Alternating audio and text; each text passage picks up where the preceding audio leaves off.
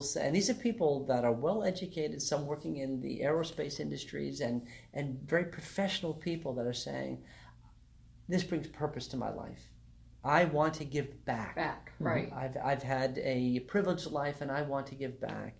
So I think that we sometimes wonder how much people who come into this industry thinking I'm going to give to these children and don't calculate, quite frankly, at the end of the day, how much those children have given back to us. Right.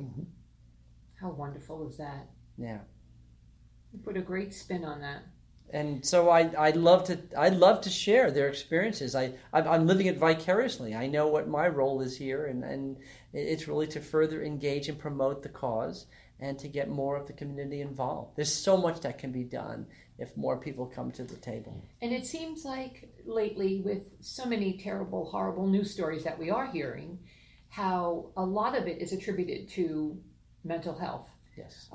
It's not so much any specific illness, it's mental health in general. It's, people that are coming back from war, that are suffering from PTSD. Yes.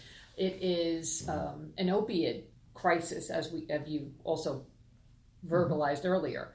There's just so many different aspects of why people are suffering and why the children ultimately are also suffering.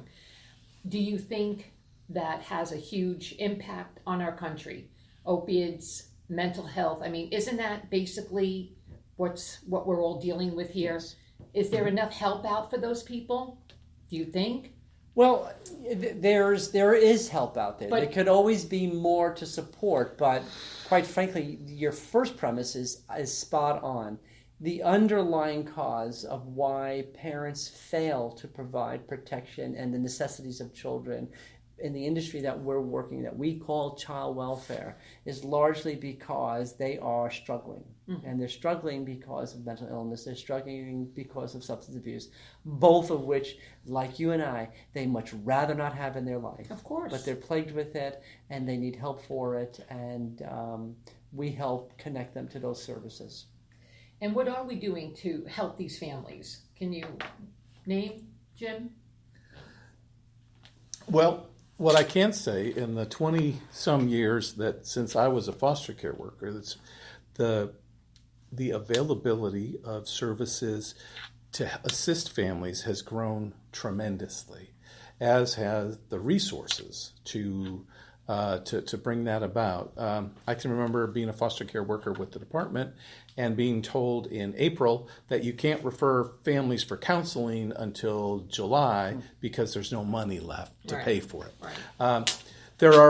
We contract currently with 70 providers here in Brevard and Central Florida to bring all sorts of different services to families.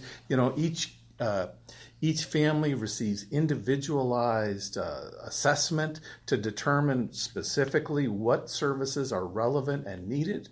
And then we have care coordinators that review reports and then approve different services based on what the information is they're given. I do want to go back to one thing.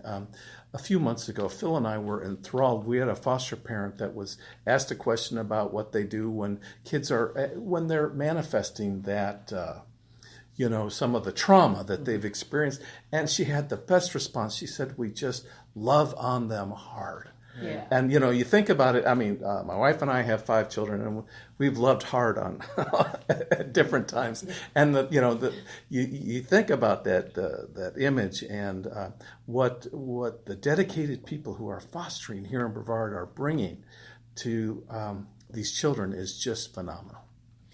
What is the percentage rate of children who are being fostered for Brevard County? Wow.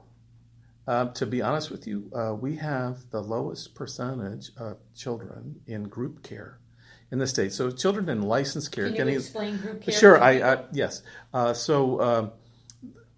Children who are in paid placement, which is licensed care, either are in a foster home or in a group congregate care facility.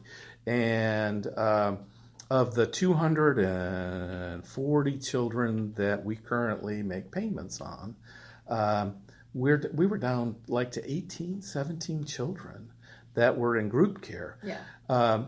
And the remainder are in foster homes. Well, the interesting thing on that, now some of the children in group care are there because they're in a large sibling group, and we don't have enough, a home to keep them together, and so they're together in a congregate facility.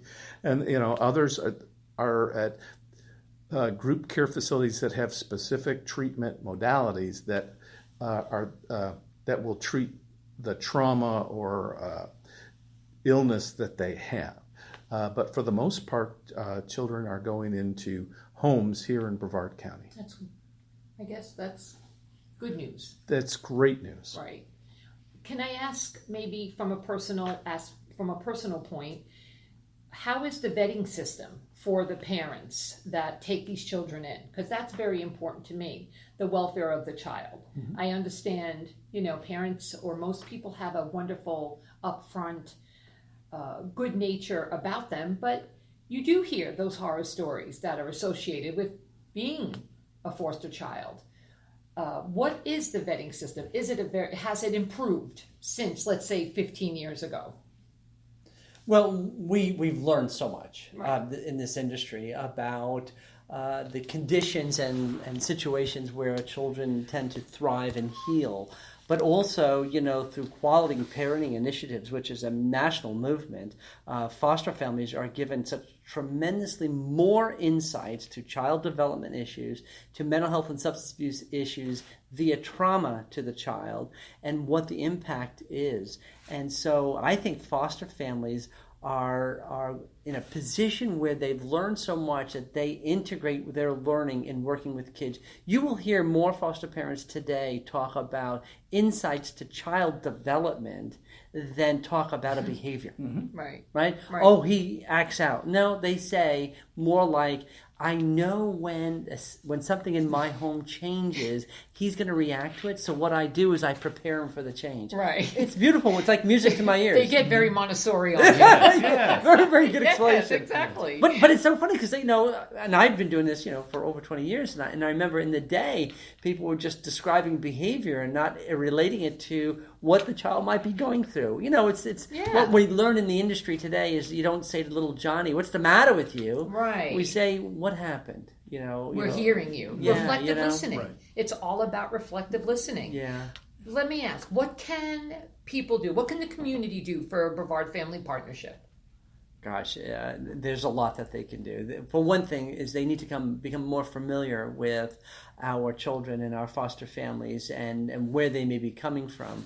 We have plenty of opportunities where people can come and learn to mentor. People often say, I don't know if fostering or even adoption is for me. Well, come closer to what we're doing and the families that are doing it and get a sense of what it really entails. You will be very, very surprised at what these children need are very much what you are giving to your own children, Exactly. whether biological or otherwise. And the other thing is that I think even if people are thinking, I don't know if fostering or adoption is for me, then I would say, hey, altruistically reach out and give a helping hand to a foster parent and or an adoptive parent who are juggling multiple children in their home and may not be able to keep up the yard or whatever, or the repairs around the home and stuff like that. That gesture of helping a family that's helping children really sometimes is all that is needed for that family to say, you know what, someone sees what I'm trying to do in helping a child who's in the foster care system. Is Brevard Family Partnership looking for any kind of employees? Well, there's a lot of different things that we do. We have folks that are certified, trained in child welfare who we call case managers. Yes, there's always a need for good quality case managers.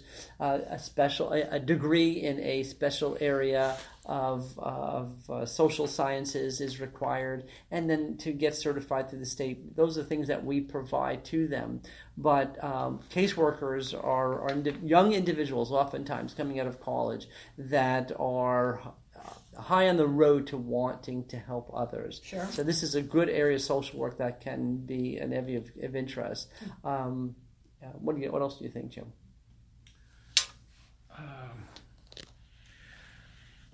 one thing that the community can do is they can participate. Every year we do a Christmas gift drive for the children. That's important. And it is, and we collect gifts. We're not allowed to use the money we get from state and federal government to buy gifts. And so we've had the good fortune in the past years of the community really stepping up. And every year we ask the community to take the names of some of the kids, to look at their wish list, and if they're able to go out and provide that, and then we'll make sure that child has that on Christmas morning. And that's that's a wonderful thing to see. It is. So. Eleanor, we are funded predominantly through Right. state funds to do very, very specific tasks to get these families reunited and on their way in being sustainable. But as an industry of very high-level professionals and a lot of experience, there are things that we love to do outside the box that state funds don't provide. So, we really are moving in a direction of a philanthropic effort to reach out to the larger community that could help us bring in monies that are not designated funds, that allow us to be very creative to provide the kinds of resources that will better aid that child towards healing, that child towards normal growth and development, the families that are working with them towards the kinds of support that go beyond the scope of what we are paid to do. We have a plethora of ideas of how to build mentoring programs and natural supports to aid our casework, our frontline people who will further grow and nurture themselves so that they're more effective in helping families towards the road to recovery. And one way that you also do, I know we're having a gala on October 19th. Yes. You want to talk a little bit more about the gala, Jim? Absolutely. Yeah. This will be our 5th year. We do a lip sync battle. And this year we're very excited. We have 7 teams that are competing against each other. One of them is some doctors from Health First. We have some teachers, and we have some ladies from the Junior League. The Florida Tech crew team is competing as well, and that should be a lot of fun. I bet they're going to be a boy band because all the songs that they're doing are from the 90s, so that would make sense. Our goal this year is to raise $50,000, and so far we're sitting at about 31. And so we're going to be very excited to reach that goal, and we've got about almost 3 weeks left to get there. So we're very excited about that. And that's October 19th, right? Yes, October 19th, and it'll be at 6 p.m. at the Hilton Rialto. Yay! So if anybody wants any further information, you can look on Eleanor's Elite Radio, and I will have all that information on my website. And also donations are so wonderfully accepted. Yes. Big cash donations are even nicer, right? Yes. The bigger the better, because these kids need our help. And if you want more information, just contact Brevard Family Partnership. They have, of course, a website. It's bfp.org, Yes, correct? correct. And what is the phone number here? 321-752-4650. Perfect. You can call here and get any information that you want. If you want to be a mentor, do you want to help? Do you want to volunteer? Do you want to donate? Right now, that's so important. And if you want to also donate for the toy drive, you can contact me on my website, and I will be more than happy to come and get anything you have to give. Of course, it has to be a brand new toy, of course. That would be even nicer. Jim and Phil, thank you so much for this time. I think you really opened up the door to explain what Brevard Family Partnership does, and I'm so grateful to be a part of your organization. Thank you so much for the interview. This was a privilege, and if I can just speak on behalf of the 200 people that serve the families in need here in Brevard County, they are people who are passionate, and this is their life calling. This is not the kind of work for just anybody, but they are special, they're committed, and they are really effective in changing the destiny of lives that without otherwise would be in despair. It is wonderful to see stories of hope and children to have a promising tomorrow, and we're behind that 100%. Absolutely. Thank you, both of you. Thank you so Eleanor. much. Thank you.